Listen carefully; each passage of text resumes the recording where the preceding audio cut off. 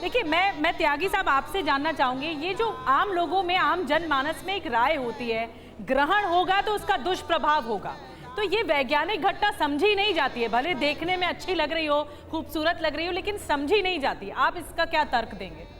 ये बड़ी इंटरेस्टिंग बात है कि ग्रहण का जो जिक्र है हमारे ऋग्वेद में भी है, चैप्टर 5, और उसमें जो श्लोक है शायद 40वां है, जिसमें पहली बार कहें कि वो जो सूर्य ग्रहण के बारे में उसमें उसकी जो कलाएं हैं उसका जिक्र है, उसका एक्सप्लेनेशन नहीं है, वो बहुत बाद में जाके आया।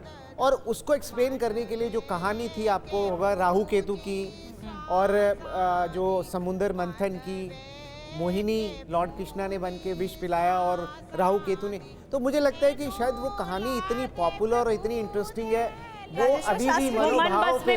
कृषि से हर दिन, हर महीने, हर साल, इतना ही नहीं आपके रिटायरमेंट के लिए भी पैसे कमाना है, फिर देरी किस बात की? फ्रीडम ऐप को अब भी डाउनलोड कीजिए। शास्त्री जी, त्यागी जी कह रहे हैं कि कुछ ऐसी कहानियां जिनको इतने अच्छे से परिभाषित किया गया कि वो सनातनी धर्म में रच बस गई, और इसी वजह से लोगों के भीतर चंद्र ग्रहण, सूर्य ग्रहण को लेकर डर है। क्या ये व्याख्या आपको लगता है कि देश की या आम जन की भावना समझती है? नहीं, मैं इससे सहमत नहीं हूँ, क्योंकि ग्रहणों के विषय में, चंद्र ग्रहण हो या सूर्य ग्रहण के विषय में, हमारे शास्त्रों में अनादिकाल से, हजारों वर्ष से लिखित है।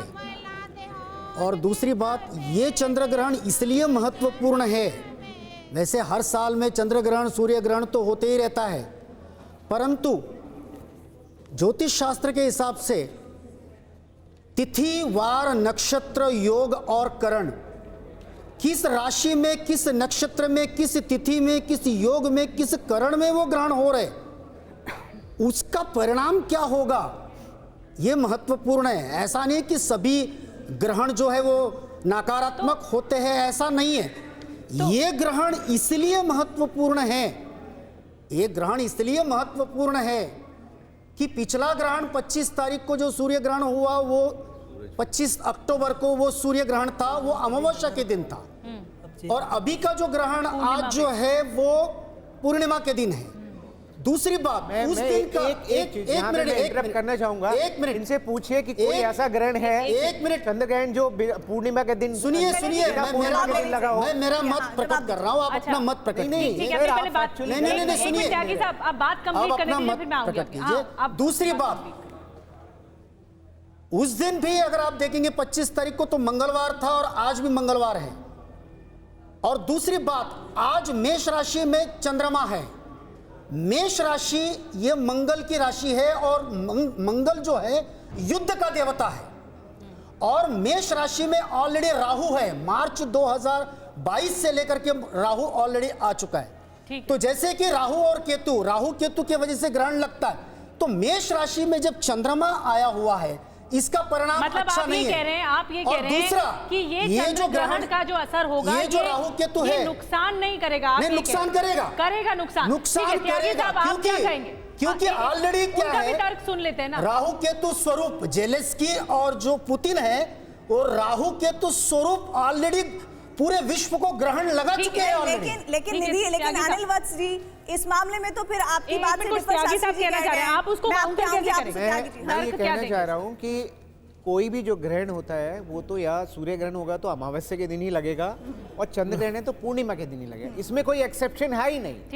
ठीक है ना? तो ये बात कि एक अमावस्या को लगा, फिर पूर्णिमा को लगा, और ये भी बात है कि नहीं, अगर वो कह रहे हैं कि मंगल जो होता है वो युद्ध का देवता होता है, यानी वो विनाश करेगा। इस पर क्या बोलेंगे आप? नहीं, ये इनके ज्ञान से ये कह रहे हैं। विज्ञान में क्योंकि ज्योतिष को पूर्णतः ज्ञान का दर्जा, विज्ञान का दर्जा प्राप्त नहीं है, तो वो कुछ भी हो सकता है, उनके हिसाब से हो सकता है, होता हो, लेकिन विज्ञान जो है इस चीज को नहीं मानता। एक और बात निधि अहम हो जाती है, वो ये जो शास्त्री जी कह रहे थे और जो वत्स जी कह रहे थे, उनकी आपस में भी बातों में विरोधाभास है। शास्त्री जी कह रहे हैं कि आने वाला वक्त बहुत अच्छा नहीं है, लेकिन वत्स जी ने कहा कि शांति की ओर बढ़ने के संकेत हैं। ये मेरी फाइनल जजमेंट थी, क्या निकल के आएगा, लेकिन हमें समझ लेना चाहिए कि चंद्रमा का प्रभाव हमारे शरीर में मन पर भी है, बाईं आंख पर भी है, रक्त पे भी है। जिसका हीमोग्लोबिन कम है उसका चंद्रमा खराब है, और मंगल जिसका खराब है उसके मसल्स खराब हैं, उसकी अब आप देखिए कि सूर्य कुमार का मंगल तेज है, मैं वत्स जी एक बार मैं चाहूंगी शॉट मार रहा है। एक बार मैं चाहूंगी जो हमारे डिफेंस एक्सपर्ट हैं वो क्या इस पर राय रखते लीजिए, हैं, क्योंकि दुनिया पर क्या प्रभाव पड़ेगा, क्योंकि एक हालात बने हुए पहले से युद्ध छिड़ा हुआ है, उस बीच चंद्र ग्रहण भी सामने आ रहा है। तो आप दोनों के बीच में थोड़ा मैं मॉडरेट करना चाहूंगा